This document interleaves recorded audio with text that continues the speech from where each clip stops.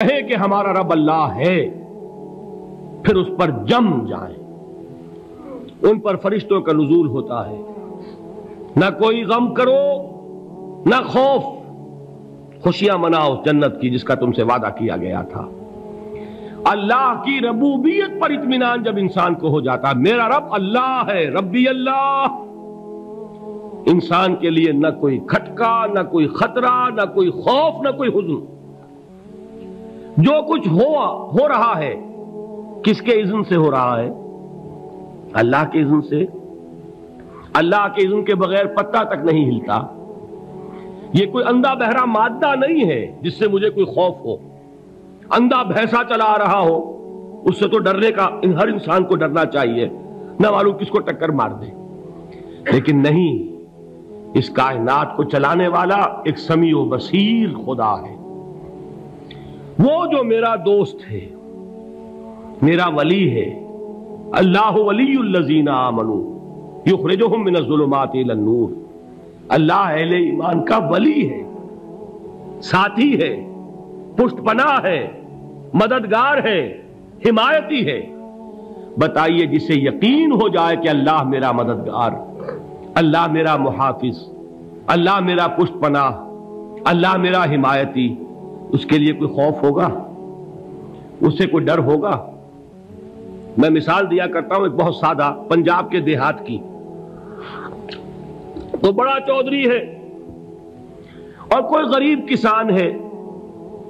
اس غریب کسان کے جانوروں کو ہر وقت اندیشہ ہوگا چوری کا، کوئی میری بھینس کھول کر نہ لے جائے، کوئی میرا بیل کھول کر نہ لے جائے۔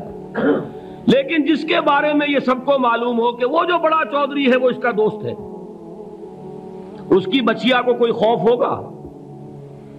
اس کی بھینس پر کوئی ہاتھ ڈالے گا؟ اسے کوئی اندیشہ ہوگا؟ نہیں۔ کیوں؟ کہ وہ بڑا چودھری، بڑا اس کا یہاں کا سردار، جاگیردار، سب کو معلوم ہے وہ میرا دوست ہے، کوئی میرے خلاف اقدام نہیں کر سکتا۔ اس دنیا میں یہ چھوٹی سی بات اگر آپ کے دلی اطمینان اور سکون کا باعث بن سکتی ہے تو ذرا تصور کیجئے۔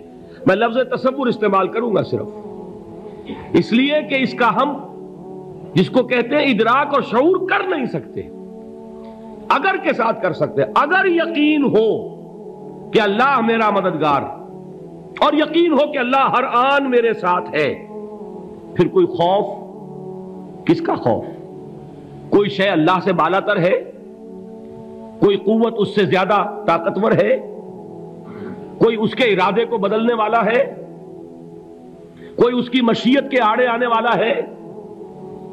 یہی بات ہے جو حضور نے فرمائی، یہ ایمان کا حاصل ہے لب لباب،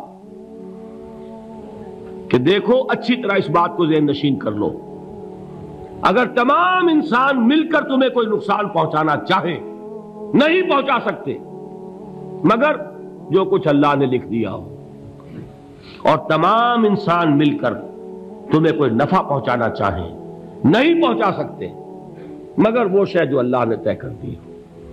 آپ پھر میں کہوں گا ذرا طاری کیجئے، اسے فرض کیجئے، اسے سوچئے، اگر اس حدیث پر ہمارا دل ٹھکا ہوا ہو تو کسی سے ڈر ہوگا؟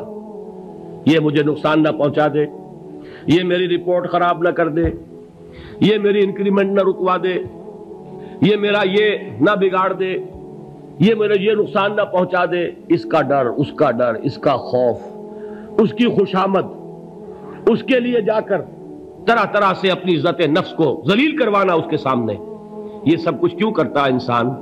جب سمجھتا ہے کہ اس کے ہاتھ میں میرا کوئی نفع ہے، اس کے ہاتھ میں میرے لیے کوئی ضرر ہے، یہ مجھے کوئی گزن پہنچا سکتا ہے، یہ مجھے کوئی نقصان پہنچا سکتا ہے، یہ میرا کوئی کام بنا سکتا ہے، یہ میری کوئی ضرورت پوری کر سکتا ہے، اسی کا نام شرک ہے۔ جہاں آپ نے یہ سمجھا کہ غیر اللہ کے اندر کوئی طاقت موجود ہے، وہی شرک ہے۔ بتوں سے تجھ کو امیدیں، خدا سے نومیدی، مجھے بتا تو صحیح اور کافری کیا ہے؟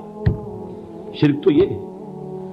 جس پر بھی تمہیں یہ خیال ہے، کلمہ ہے یہ کلمہ سوم، لا حول ولا قوت الا باللہ، ذرا اس پر دل کو کبھی اگر آپ تصور کریں، پھر فرض کریں، دل ٹھک جائے اس پر، کوئی طاقت نہیں۔ یہی بات تھی جو شیخ عبد القادر جیلانی رحمۃ اللہ علیہ نے اپنی وصیت میں اپنے بچے سے کہی. 11ویں دینے والے ہیں، لیکن حضرت شیخ عبد القادر جیلانی کی وصیت اور تعلیمات کو کتنے لوگ ہیں کہ جانتے ہو؟ یہ جن مقامات تک پہنچے ہیں وہ کس چیز کی بدولت پہنچے؟ انہوں نے جو پیغام دیا وہ کیا تھا؟ اے میرے بچے، جس طریقے سے قرآن مجید میں حضرت لقمان کی نصیحتیں جو ہے نقل کر دی گئی ہیں، میں یہ عرض کروں گا بالفرض اگر قرآن حضرت عبد القادر جیلانی کے بعد نازل ہوا ہوتا تو شیخ عبد القادر کی یہ نصیحتیں بھی قرآن میں درج ہوتی. اتنی اونچی نصیحتیں ہیں. اے میرے بچے، اس حقیقت کو ذہن نشین کر لے، لا فاعل فی الحقیقت ولا مؤثر الا اللہ. اس کائنات میں نہ کوئی فاعل حقیقی ہے نہ مؤثر حقیقی ہے سوائے اللہ کے. کسی شے میں کوئی تاثیر نہیں اگر اللہ نہ چاہے. آگ جلا نہیں سکتی اگر اللہ نہ چاہے. پانی ڈبو نہیں سکتا اگر اللہ نہ چاہے. زہر ہلاک نہیں کر سکتا اگر اللہ نہ چاہے. کوئی چیز فائدہ نہیں پہنچا سکتی اگر اللہ نہ چاہے. تو در در پہ کیوں سر جھکاتے ہو؟ در در پر کیوں جبیں سائی کرتے ہو؟ سب کے سامنے کیوں ہاتھ پھیلاتے ہو؟ ایک اللہ سے مانگو. ایک اللہ کے سامنے زمین پر اپنی جبین رکھو. لا فاعل فی الحقیقت ولا مؤثر الا اللہ. نظر آتا ہے ہمیں کہ پانی پیاس بجھا دیتا ہے. پیاس بجھانے کی صلاحیت پانی میں نہیں ہے، اللہ کے اذن سے. کھانا بھوک مٹا دیتا ہے. بھوک مٹانے کی صلاحیت کھانے میں نہیں ہے، اذن رب میں ہے. دیکھیے یہی یقین تھا. حضرت موسیٰ علیہ السلام کا واقعہ یاد کیجئے. سامنے سمندر آ گیا ہے. قوم دیکھتی ہے پیچھے کہ گرد و غبار کا طوفان ہے. معلوم ہوا کہ فرعون اپنے لشکر سمیت آ گیا ہے. لشکر جب چلتا تھا تیز رفتاری کے ساتھ تو گرد و غبار کا جو طوفان اٹھتا تھا اس کا تصور کیجیے. اور لمحہ بلمحہ وہ قریب آ رہا ہے. پوری قوم نے کیا کہا؟ اے موسیٰ انا لمدرکون. اے موسیٰ ہم کو پکڑے گئے. قرآن مجید نے تو یہاں وہ باتیں نہیں لکھی ہیں، لیکن تورات میں یہ درج ہے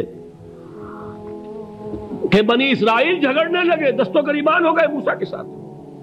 موسیٰ ہمیں یہاں مروایا لا کر، اس سے تو ہم ہی بہتر تھے. وہاں کھانے کو ملتا تھا، زندگی تو تھی، بیگار ہم کر رہے تھے، موت تو نہیں تھی. اب جو کچھ ہوگا اس کا تصور کرو، جس طریقے سے ہمارے ٹکڑے اڑائے جائیں گے. تو لڑ رہے ہیں حضرت موسیٰ علیہ السلام سے. یہ تورات کی تفصیل ہے. قرآن میں صرف اتنا آیا ہے، پریشان ہو کر انہوں نے کہا انا لمدرکون. موسیٰ ہم تو پکڑے گئے. اس وقت موسیٰ کا جواب کیا ہے؟ کلا ان معی ربی سیہدین. نہیں، میرے ساتھ میرا رب ہے، وہ راستہ دے گا. بتائیے کہاں راستہ نظر آ رہا ہے؟ یہ ہے ایمان بالغیب. راستہ نظر نہ آئے تب اللہ پر یقین ایمان ہے. جیب میں پیسے ہوں اور تب دل کو اطمینان ہے تو ایمان کس پر ہوا؟ پیسے پر، اللہ پر نہیں. جب وسائل و ذرائع نہ ہو اور پھر یقین ہو کہ اللہ مسبب الاسباب ہے، وہ اسباب کا پابند نہیں ہے، وہ اسباب کا محتاج نہیں ہے، اسباب اس کے محتاج ہے. اگر یہ یقین ہے تو اللہ پر ایمان ہے. یہ نہیں ہے تو تمہارا ایمان اسباب پر ہے، وسائل پر ہے، ذرائع پر ہے، مادیات پر ہے، اللہ پر نہیں. اس وقت کہاں راستہ تھا؟ کوئی راستہ تھا؟ سمندر ہے اور ادھر سے لشکر آ گیا ہے. کلا ان معی ربی سیہدین. اب دیکھیے ایمان کہہ دینا آسان ہے، ہوا معکم اینما کنتم. جہاں کہیں بھی تم ہوتے ہو اللہ تمہارے ساتھ ہوتا ہے. لیکن اس کا یقین قائم ہو جائے تو زمین و آسمان کا فرق واقع ہو جائے. یہی بات ہوئی حضور کے ساتھ. غار ہے، چھپے ہوئے ہیں محمد الرسول اللہ اور آپ کے وہ یار غار ابو بکر صدیق رضی اللہ تعالی عنہ. اقبال نے حضرت ابو بکر کی شان میں چند اشعار کہے صرف، لیکن واقعہ یہ ہے کہ بھاری بھاری نظموں پر اور قصیدوں پر بھاری ہے. طویل ترین نظمیں اور قصیدے ہوں ان پر بھاری ہے. ہمت ابو بکر کی ہمت جو ہے کشت ملت را چو ابر، جیسے بارش سے کھیتی اپجتی ہے، ابو بکر کی ہمت اور عزیمت اس امت کو اسی طرح سینچنے والی ہے۔ ثانیے اسلام و غار و بدر و قبر، وہ دوسرے تھے اسلام میں، دوسرے پہلے کون تھے؟ انا اول المومنین، حضور فرماتے ہیں سب سے پہلا ایمان لانے والا میں، دوسرے ابو بکر۔ ویسے ہمارے ہاں یہ چلتا ہے اختلاف، حضرت علی پہلے ہیں کہ حضرت ابو بکر پہلے ہیں، لیکن اس میں بڑی خوبصورت تطبیق قائم کی ہے علماء نے، اور بہت صحیح ہے۔ چار کے بارے میں فیصلہ ہی مت کرو کہ کون پہلے ہے، ان کی ایک عجیب تقسیم کر دی ہے۔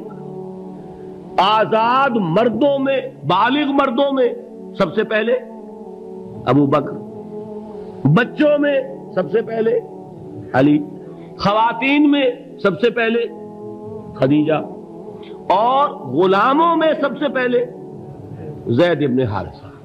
بڑی پیاری تقسیم ہے، یہ چاروں ہی پہلے ہیں، ہر ایک کے لیے اولیت ہے۔ اور واقعہ یہ ہے کہ اگر زمانی اعتبار سے تعین ہوگا تو پہلے خدیجۃ الکبریٰ آئیں گی رضی اللہ تعالی عنہ، کسی اور سے بات کرنے کی نوبت بعد میں آ سکتی ہے، پہلے تو اہلیہ محترمہ سے بات ہوئی ہے، آتے ہی پہلی وحی ہوئی ہے، ابھی تبلیغ کا حکم نہیں تھا، کس کو بتایا واقعہ؟ ابھی اپنی نبوت کی تبلیغ کا تو حکم ہی نہیں آیا، واقعہ کس کا ہے؟ وہ خدیجہ کا ہے۔ جب کہا ہے کہ خشیت علی نفسی، مجھے اپنی جان کا اندیشہ ہے، تو کیا جواب دیا خدیجہ نے رضی اللہ تعالی عنہا؟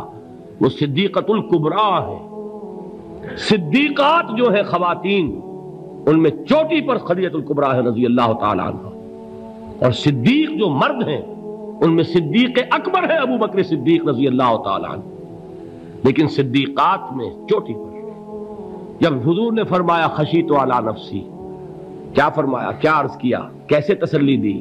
نہیں نہیں، اللہ آپ کو ضائع نہیں کرے گا، آپ غریبوں کے ہمدرد ہیں، آپ مساکین کے تکالیف رفع کرنے والے ہیں، آپ بیواؤں کی سرپرستی کرتے ہیں، آپ مسافروں کی خدمت کرتے ہیں، اللہ آپ کو ضائع نہیں کرے گا، یہ یقین ہے اس خاتون کے اندر۔ خیر وہ ایک علیحدہ بات ہو جائے گی۔ میرے دل پر حضرت خدیجہ رضی اللہ تعالی عنہ کی شخصیت کا بڑا گہرا نقش ہے، جو وہ کوئی اور ہی وقت اور موقع ہوا تو بیان ہوگا۔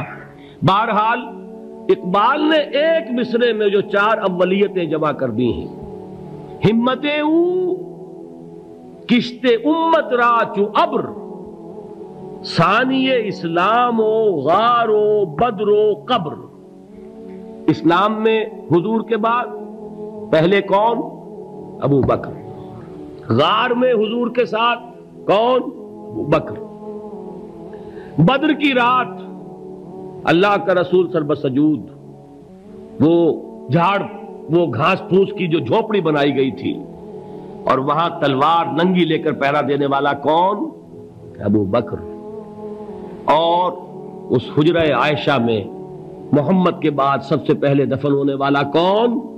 ابو بکر رضی اللہ تعالی عنہ وصلی اللہ علیہ وسلم۔ وہ جو معاملہ میں سنا رہا تھا غار ثور کا، حضرت ابو بکر بھی حضور کے خیال سے لرز گئے ہیں۔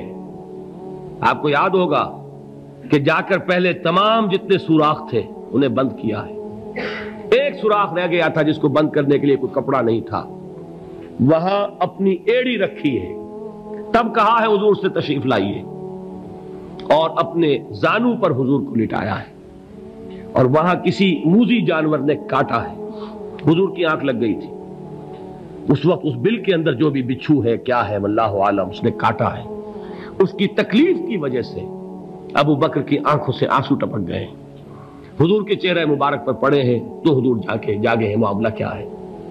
ایڑی نہیں ہٹائی وہاں سے، مبادا وہ جانور وہاں سے نکل کر محمد الرسول اللہ کو کوئی گزن پہنچا دے، ابو بکر کی ایڑی ہے، جس طرح چاہے کھا لے، ختم کر دے، جان نکل جائے تب کوئی آنچ آئے محمد پر تو آئے، لیکن جیتے جی نہیں۔ وہ ہے ابو بکر حضور کے خیال سے۔ اس وقت حضور نے پھر اپنا لعاب دہن لگایا ہے، اور اس سے پھر آپ کی تکلیف ختم ہوئی۔ جیسے خیبر میں حضرت علی کی آنکھ دکھ رہی تھی، اس کو جو شفا حاصل ہوئی ہے وہ بھی حضور کے لعاب دہن سے ہوئی۔ تو بہرحال اس وقت انہوں نے کہا ہے کہ اے نبی یا رسول اللہ، اگر اس وقت ان میں سے کسی نے غیر ارادی طور پر بھی اپنے قدموں کی طرف جھانک لیا تو پکڑے جائیں گے۔ کیا جواب تھا اللہ کے رسول کا؟ لا تحزن ان اللہ معنا، اللہ ہمارے ساتھ ہے، کیوں گھبراتے ہو ابو بکر؟ یہ ہے ایمان باللہ، میرا مالک اللہ، میرا رازق اللہ، میرا محافظ اللہ، میرا مددگار اللہ، میرا پشت پناہ اللہ، میرا دوست اللہ۔ یہ دوستی ہے اللہ کی جو لب لباب ہے، حاصل ہے ایمان کا، اسی کا نام ولایت ہے۔ اولیاء اللہ کے سروں پر سینگ نہیں ہوتے، جس کے دل میں ایمان راسخ ہو چکا ہو وہی اللہ کا ولی ہے، جسے اللہ پر یقین ہو چکا ہے وہی اللہ کا ولی ہے، جسے یقین ہے اللہ میرے ساتھ ہے، میرا مددگار، میرا پشت پناہ، میرا ساتھی، میرا دوست، میرا محبوب، میرا محب۔ اللہ اہل ایمان سے محبت کرتا ہے۔ واللہ یحب الصادقین، ان اللہ یحب الذین یقاتلون فی سبیلہ صفا کانہم بنیان مرصوص۔ اللہ محبت کرنے والا، اہل ایمان محبوب، اور اہل ایمان محبت کرنے والے اللہ محبوب۔ والذین آمنوا اشد حبا للہ۔ آپ تصور کیجئے جسے یہ رشتہ ایمان یا رشتہ ولایت حاصل ہو جائے، الا ان اولیاء اللہ لا خوف علیہم ولا هم یحزنون، آگاہ ہو جاؤ اللہ کے دوستوں کے لیے نہ کوئی خوف ہے نہ کوئی حزن ہے۔